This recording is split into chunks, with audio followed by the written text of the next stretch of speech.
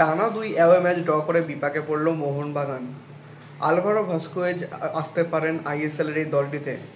মোহামেডানের investor সমস্যা কিন্তু অব্যাহত। তো hello guys, welcome to channel Bangabandhu ভিডিওতে আপনার সবাইকে আরও একবার স্বাগত। আজকে আমি নিয়েছি ইন্ডিয়ান ফুটবল আপডেট 7টি পর্ব। তো চলুন একদম দেরি না করে ভিডিওটা শুরু করা যাক। গতকাল কিন্তু ছিল মোহনবাগানের সঙ্গে চেন্নাই এফসির ম্যাচ। সেখানে ম্যাচটা কিন্তু চেন্নাই এফসির ঘরের মাঠে অনুষ্ঠিত হয়েছিল, মেরিনা এরিনাতে। তো সেখানে মোহনবাগানের কিন্তু দ্বিতীয় স্থানে থাকা এফসি গোয়ার সঙ্গে পয়েন্ট ব্যবধান বাড়াতে শুধুমাত্র একটা জয় দরকার ছিল। এবং চেন্নাইয়ের লাস্ট যে পারফরমেন্স সেটা কিন্তু খুব একটা আশাপ্রদ নয়, কারণ লাস্ট ম্যাচে যেটা মোহামেডানের সঙ্গে ছিল, মোহামেডান কিন্তু শেষ মুহূর্তে দুর্দান্ত গোলে কিন্তু ড্র করেছিল আর কি।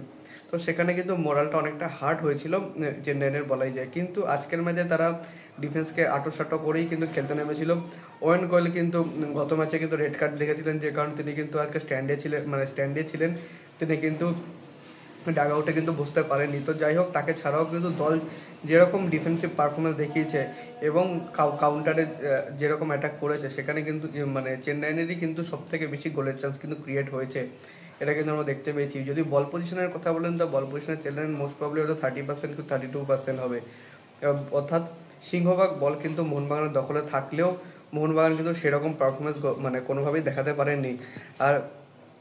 আর গতকাল কিন্তু অনেক ফার্স্ট টিমের প্লেয়ারকে রেস্ট দেওয়া হয়েছিল, কারণ পরবর্তী যে ম্যাচটা আছে মোহনবাগানের, সেটা কিন্তু বেঙ্গালুরু এফসির বিপক্ষে এবং সেটা যথেষ্ট গুরুত্বপূর্ণ ম্যাচ। তো যে কারণে কিন্তু সোহেল আহমেদ ভট্টকে সুযোগ দেওয়া হয়েছিল। অভিষেক সূর্যবংশী অনেকদিন পর কিন্তু স্টার্ট পেয়েছিলেন, এবং সঙ্গে দীপক টাংরিও। তো যাই হোক, যদি ফ্রন্ট থ্রির কথা বলেন, তো ফ্রন্ট থ্রিতে কিন্তু সুহেল ভাটের পাশাপাশি গ্রেগ স্টুয়ার্ট এবং তার পাশে দিমিত্রি পেত্রাদস ছিলেন। কিন্তু পেত্রাদস তার আগের 2 সিজনের কিন্তু বর্তমানে ছায়া হয়ে রয়েছেন। গতকাল কিন্তু একেবারে চোখে দেখা যায় না এমন পারফরমেন্স তিনি করেছেন। যখন সেট পিসগুলি নিচ্ছিলেন, তখনও মনে হচ্ছিল তার কনফিডেন্স যেন কোনোভাবে কিন্তু লো হয়ে গিয়েছে।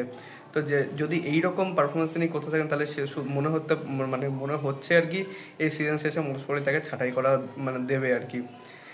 ম্যাচের একদম শেষ মুহূর্ত বলতে গেলে 10 মিনিট বাকি থাকতেই কিন্তু অনেকগুলি চেঞ্জেস করেন কোচ, বাট ততক্ষণে কিন্তু অনেক দেরি হয়ে গিয়েছিল। কারণ সবাই তো আর ভগবান নয় যে নেমে এসেই ম্যাচের ভোল পাল্টে দেবেন। আর সেইটাও কিন্তু রোজ হয় না, 1-2 দিন হতে পারে। আর চেন্নাই গতকাল কিন্তু দৃঢ় প্রতিজ্ঞ হয়ে কিন্তু নেমেছিল, এবং যেটা কিন্তু তাদের সমস্ত প্লেয়ারের কিন্তু চোখে মুখে স্পষ্ট বোঝা যাচ্ছিল যে তারা যে কোনো মূল্যে এই ম্যাচ থেকে 3 বা 1 পয়েন্ট কিন্তু তারা নেবেই। অর্থাৎ ম্যাচ থেকে তারা পয়েন্ট বার করবেই, এবং সেটা কিন্তু সফল হয়েছেও তারা। আর মোহনবাগানের যদি কথা বলতে হয়, তাহলে লিগ টেবিলের 10 নম্বরে থাকা একটা টিমের সঙ্গে এই পারফরমেন্স কিন্তু কোনোভাবেই কিন্তু মানা যায় না। আগের দিন জামশেদপুরের সঙ্গে ম্যাচটা যে হয়েছিল, সেখানে মানা যায়, কারণ তারা কিন্তু টপ 6কে কম্পিট করছে। বাট চেন্নাইয়ের এখন কিন্তু একটা 10 নম্বর পজিশনে তারা রয়েছে ইস্ট বেঙ্গলের উপরে। তো তাদের সাথে এই পারফরমেন্স কিন্তু কোনোভাবেই কিন্তু মানতে পারবে না কোনো রকম মোহনবাগান ফ্যান্সরা। তো মোহনবাগান ফ্যান্সরা গতকালের পারফরমেন্স নিয়ে আপনাদের কি মন্তব্য, সেটা কিন্তু আমাকে অবশ্যই কমেন্টে জানাবেন।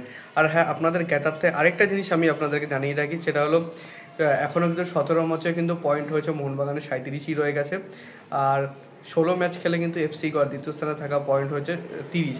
তো সুতরাং দুজনের মধ্যে 1 ম্যাচ কম খেলে 7 পয়েন্টের ব্যবধান। যদি নেক্সট ম্যাচটা এফসি গোয়া পরের দিন জিততে পারে, তো সেক্ষেত্রে পয়েন্ট ব্যবধান কিন্তু মাত্র 4 পয়েন্টের হয়ে যাবে। এটা কিন্তু মোহনবাগান ম্যানেজমেন্টকে আবার ভাবতে হবে। আলভারো ভাস্কুয়েজ একজন 33 বছর বয়সী স্প্যানিশ স্ট্রাইকার, যারা লাস্ট 2 সিজন ধরে বা 3 সিজন ধরে আইএসএল ফলো করেন, তারা কিন্তু চেনেন প্লেয়ারটিকে। যখন তিনি কেরালা ব্লাস্টার্সের হয়ে এসেছিলেন, তিনি কিন্তু খুব ভালো পারফর্ম করেছিলেন। বর্তমানে তিনি কিন্তু খেলছেন স্প্যানিশ 5th ডিভিশনে, তো একটা ক্লাবে বাদালোনিয়া সামথিং এরকম একটা নাম হবে ক্লাবটার। তো সেই ক্লাবের হয়েও কিন্তু বেশ ভালো পারফর্ম করছেন বর্তমানে। তাকে কিন্তু বর্তমানে পেতে চাইছে কিন্তু মুম্বাই সিটি এফসি, কারণ মুম্বাই সিটি এফসি স্ট্রাইকার নিয়ে বেশ সমস্যা হয়েছে। স্ট্রাইকাররা কিন্তু গোল পাচ্ছে না, যে কারণে কিন্তু তাকে যে কোনো মূল্যে এই ট্রান্সফার উইন্ডো কিন্তু চাইছে। বাট আর মাত্র 10 দিন বাকি উইন্টার ট্রান্সফার উইন্ডোর। যদি মোস্ট প্রবলি তাকে হয়তো পাবে না। আর তিনি যদি আসেনও, সেটা কিন্তু জাস্ট মুম্বাইয়ের জন্য কিন্তু টেম্পোরারি সলিউশন হবে মনে হচ্ছে। কোনো বড় কন্ট্রাক্ট কিন্তু তাকে দেওয়া হবে না তিনি যদি আসেনও। তো সেক্ষেত্রে যদি এখন তার উপরে আলভারো ভাস্কেজের উপর ডিপেন্ড করছে যে তিনি কি টেম্পোরারি এই কন্ট্রাক্টে কি রাজি হবেন, নাকি অন্য কোনো ক্লাবের দিকে দেখবেন, নাকি তিনি বাদালোনিয়ার হয়েই কন্টিনিউ করবেন, সেটা কিন্তু এখন আলভারো ভাস্কেজের উপর ডিপেন্ড করছে। সিজনের মাঝপথে কিন্তু বিপাকে মোহামেডান ম্যানেজমেন্ট, মোহামেডানের যে ইনভেস্টর গ্রুপ অর্থাৎ সাচি, তারা কিন্তু বিদায় নিয়েছে একটা ফর্মাল লেটার দিয়ে। তারা কিন্তু একদমই সমস্ত রকমের সম্পর্ক কিন্তু ছিন্ন করে দিয়েছে মোহামেডান এফসি ক্লাবের সঙ্গে। তো লাস্ট আমরা মানে 1 মাস ধরে কিন্তু প্রায়ই শুনতাম যে মোহামেডান প্লেয়ারদের কিন্তু বেতন কিন্তু বকেয়া রয়েছে, আর সেই জন্য তারা কিন্তু মানে মাঠে কিন্তু তাদের সেরাটা দিতে পারছেন না। তো এরকম আমরা শুনতাম। আর সাচি গ্রুপকে নিয়েও কিন্তু অনেক অভাব অভিযোগ শোনা যেত মোহামেডান কর্তাদের মুখে। অর্থাৎ মানে দুই পক্ষের কিন্তু টালবাহানার জেরেই কিন্তু এই বিপত্তি আমার মনে হয়।